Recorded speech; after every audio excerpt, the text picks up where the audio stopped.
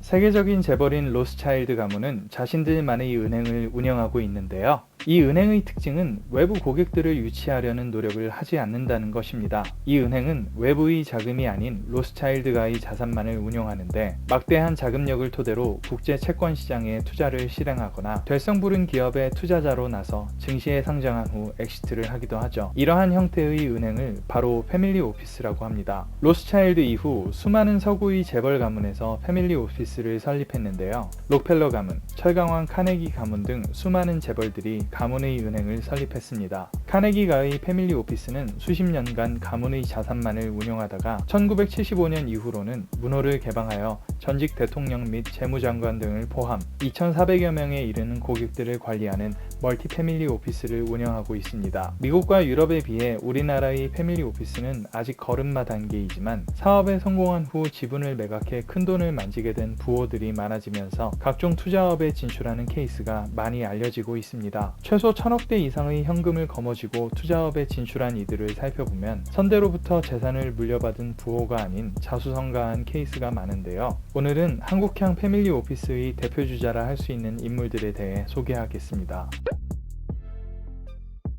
배틀그라운드로 전세계 시장을 석권했던 블루홀 장병규 의장은 네이버에게서 350억 원을 받고 검색 서비스 업체인 첫눈을 매각하게 됩니다. 큰돈을 쥔 그가 자신의 자산을 가지고 투자업에 나서게 된 것은 바로 2010년 본엔젤스 벤처 파트너스를 창업하면서부터입니다. 본엔젤스는 여러 굵직굵직한 벤처기업의 초기 투자자로 나서 대박을 쳤는데 장병규 의장이 선택한 기업들 중에는 배달의 민족 또한 포함되어 있었죠. 초창기인 2011년 이뤄진 초기 투자 자금은 3억 원이었는데 2019년 배달의 민족이 독일의 딜리버리 히어로에 매각되면서 얻은 수익금은 1000배에 달하는 2,960억 원에 달한다는 뉴스가 대단한 화제였습니다. 그런데 이것보다도 훨씬 성공한 케이스가 바로 2021년 상장한 크래프톤입니다. 장 의장의 보유 지분은 15%에 달하고 평가액은 한때 무려 4조 원에 달했는데요. 이는 장 의장의 아내가 상장 직전 매각해 얻은 1,400억 원의 현금은 포함되지도 않았죠.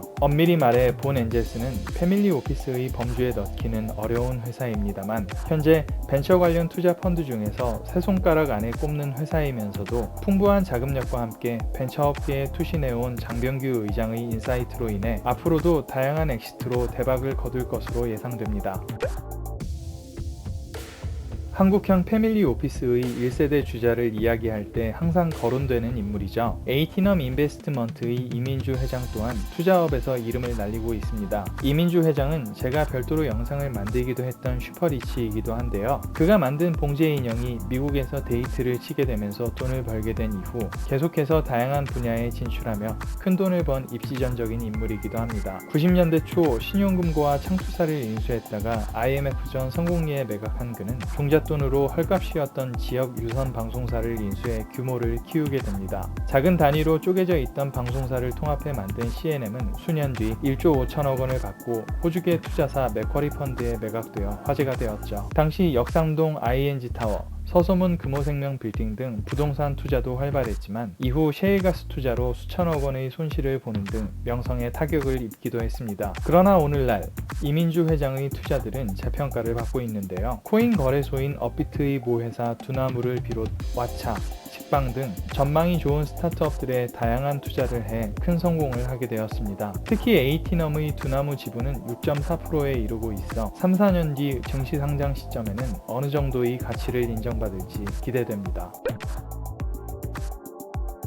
40대에 1조 원 가까운 현금을 쥔 이상록 회장도 다양한 투자를 하고 있습니다. 1999년 피부관리실에 화장품을 납품하면서 뷰티 업계에 뛰어든 그가 만든 AHC는 홈쇼핑 열풍의 시기에 탁월한 광고 마케팅으로 엄청난 성공을 하게 됩니다. AHC 매출이 1,000억도 안 되던 시절 모델료가 무려 70억 원에 달하는 할리우드 스타 앤 해서웨이를 기용하게 되어 여성들에게 화제가 되며 매출이 퀀텀 점프한 것이죠. 이후 중국 등 10여 개 국가에서 대성공을 거두며 있으며 투자자들의 관심을 받게 됩니다. 베인캐피털과 골드만삭스는 4,300억 원의 카보코리아 지분 61%를 인수합니다. 그런데 이런 거대한 엑시트는 이 한 번에 그치지 않았습니다. 유니레버에서 3조 원의 사모펀드는 물론 이상록 회장의 지분까지 모두 인수하며 이때 이상록 회장이 추가로 1조 원에 달하는 현금을 손에 쥐게 된 것이죠. 당시 인수 조건에 수년간의 경쟁 금지 조항이 들어 있었기에 이상록 회장은 뷰티 업계에 투자하지는 못했으나 시너지를 낼 만한 다양한 투자에 나섭니다. 최근 경쟁 금지가 풀려 리바이프라는 화장품 회사를 인수해 뷰티 업계에 재진출했는데 그 직전에 그가 했던 투자들을 살펴보면 새로운 AHC 신화가 예상됩니다. 가장 인상적인 건 조진웅, 정호연 등이 소속된 사람 엔터테인먼트인데요. 광고 모델이 중요한 뷰티업계 특성상 자신이 만든 화장품 회사의 제품을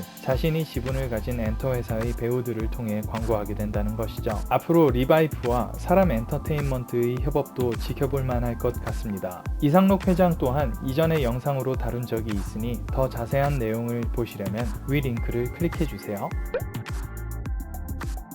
이 회사의 창업주는 한때 패션사관학교 교장이라고까지 불리웠습니다. 바로 우리나라 여성 패션 업계의 한 획을 그은 한섬의 정재봉 회장입니다. 1987년 창업한 이 회사는 타임, 마인, 시스템 등의 브랜드를 보유하고 있는데 2012년 현대백화점 그룹에 인수되기 전 연 매출 5천억 원을 기록하던 기업입니다. 시즌별로 세일 행사를 벌이는 타 브랜드들과 달리 노세일 원칙을 고수한 한섬은 여성들에게는 해외 명품과 경쟁할 수 있는 유일한 브랜드로 여겨지기도 합니다. 정재봉 회장은 한섬 매각 후에도 한동안 한섬에 재직하는 조건과 평생 패션업 진출 금지라는 조건으로 한섬 지분을 4,300억 원에 매각합니다. 이후 정재봉 회장은 실제로 사우스케이프 오너스 클럽이라는 골프 리조트를 설립했고 더 이상 패션업에 진출하지는 않을 것으로 관측되기도 했습니다. 세계 10대 골프 코스이자 아시아 1위로 선정되기도 한 사우스케이프 오너스 클럽은 골프를 치지 않는 대중들에게도 배용준, 박수진 커플의 신혼여행지로 알려져 있는데 클럽하우스에만 수백억 원,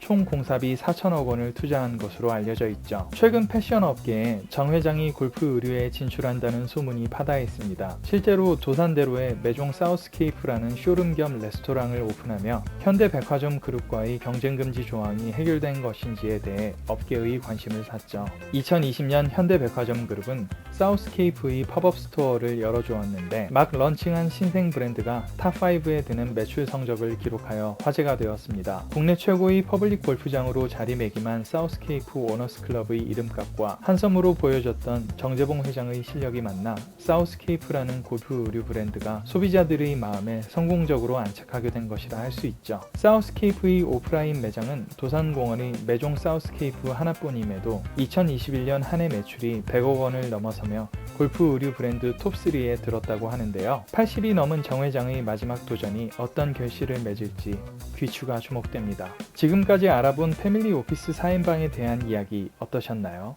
패밀리 오피스는 막대한 자금과 바닥부터 성공한 오너의 경험까지 녹아져 있어서 기존의 은행이나 투자사들보다 훨씬 능동적인 투자를 진행하는 것이 특징입니다. 패밀리 오피스를 보며 문어발식으로 확장하는 대기업을 떠올리는 분들도 계시겠지만 앞서 이야기한 오너들의 투자 방식은 스타트업이나 신사업에 자금을 수혈해주는 선순환의 효과를 가지고 있는 경우가 대부분이라는 것을 생각해보면 패밀리 오피스의 투자 활동에 대해 무조건 폄하할 수 있는 일은 아닌 것 같습니다. 어떤 면으로는 은행과 같은 보수적인 기관에서 집행하기 어려운 모험적인 사업 분야에 투자를 해줄 수 있는 패밀리 오피스가 많아지는 것이 글로벌 자본이 독식하는 벤처 투자에서 우리나라가 경쟁력을 가질 방법이 아닐까요? 오늘은 한국의 패밀리 오피스에 대해 알아보았습니다.